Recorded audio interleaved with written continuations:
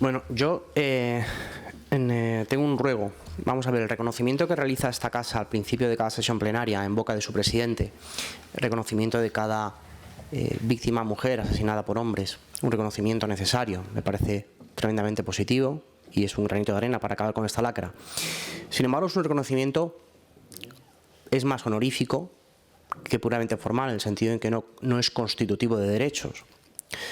Entonces, yo lo que me gustaría pedir es si se pueden incluir también las víctimas que se dan dentro del ámbito doméstico o familiar, como ha sido el caso, por ejemplo, de las dos niñas muertas el viernes pasado, el viernes día 13, en Gerona. Son dos niñas de 5 y 6 años que fueron asesinadas por su madre.